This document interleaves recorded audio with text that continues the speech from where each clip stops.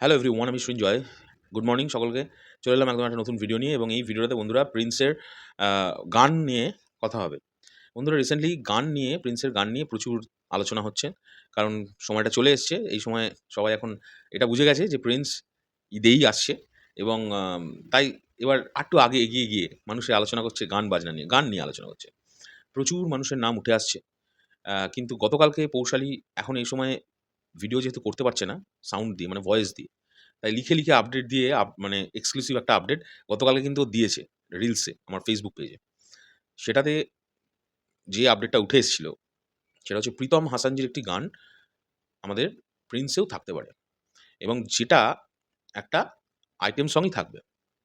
দুর্দান্ত একটি গান হওয়ার কথা। তো দেখা যাক কি হয়। প্রীতম হাসানজির সঙ্গে মেগাস্টারের যে কম্বো বা কোলাবোরেশন যত কটা হয়েছে, সেটা বরবাদে বলো, সেটা তুফানে বলো, সেটা আম তাণ্ডবে বলো, প্রতিটা গান কিন্তু মানে আউটস্ট্যান্ডিং কম্পোজিশন। এবং আমরা জানি যে তুফান সিনেমায় ওনার যে লাগে উড়াধুরা, সেটা একটা ওয়ার্ল্ড রেকর্ড তৈরি করেছে, এবং তারপর থেকে যত কটা গান ওনার কম্পোজিশনে আমরা শুনেছি, সব কটাই খুব এ ক্লাস এ গ্রেড গান কিন্তু আমরা শুনেছি। তো আমার মতে প্রীতম হাসানজির সঙ্গে মেগাস্টারের প্রতিটা সিনেমাতেই একটা না একটা কোলাবোরেশনের প্রয়োজন আছে। কারণ প্রীতম হাসানজি এমন একজন মানে মিউজিশিয়ান, এমন একজন কম্পোজার, যিনি আ ইয়াং অডিয়েন্সের নার্ভটা প্রচণ্ড ভালো বোঝেন, প্রচণ্ড ভালো। যে কারণে উনি কিন্তু অল টাইম ওনার, তোমরা যদি আমি ৩ টে যে সিনেমাকে মেনশন করলাম, ৩ টে সিনেমাতেই ৩ টে যে গান আছে, ৩ টে কিন্তু ৩ ধরনের। একই রকমের নয়।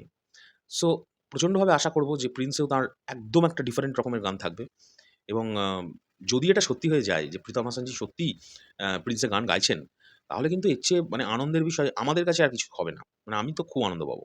কারণ উনার গান, উনার কম্পোজিশন শুনতে আমার খুব ভালো লাগে।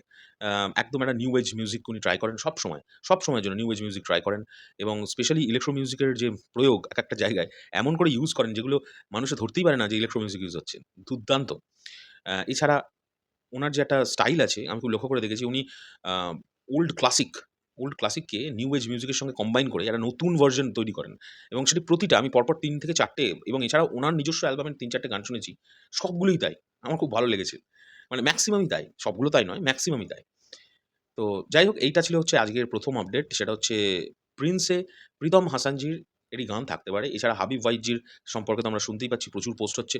আ এছাড়াও আমি একটা আপডেট দিয়েছিলাম যে একজন বিশাল বড় স্টলওয়ার্ড এর গান থাকতে চলেছে প্রিন্সের। সেটা কে তোমরা গেস করো। সেটা প্রোডাকশন হাউসই বলুক। তার জন্য ওয়েট করে থাকি। তবে একটা বিশাল কিছু যে হতে চলেছে, প্রিন্সের মিউজিক অ্যালবাম বড়সড় কিছু একটা হতে চলেছে। এটা একদম ড্যাম সিউর জেনে রাখো। এটা নিয়ে কোনো ডাউট নেই। তো দেখা যাক কি হয়। তোমাদের এটা নিয়ে কি বক্তব্য অবশ্যই কমেন্ট করে জানিও। আর বাই দ্য ওয়ে, প্রত্যেকটা ভিডিওর শেষে তোমরা আমাকে ইনফর্ম করতে বলেছো প্রতিদিনই যে দিদি কেমন আছে। পৌশালিদি খুবই ভালো আছে। অনেক সুস্থ আগের থেকে। আ খুব শিগগিরই পৌশালিদি তোমাদের সামনে নিজের ভয়েস নিয়েই আসবে।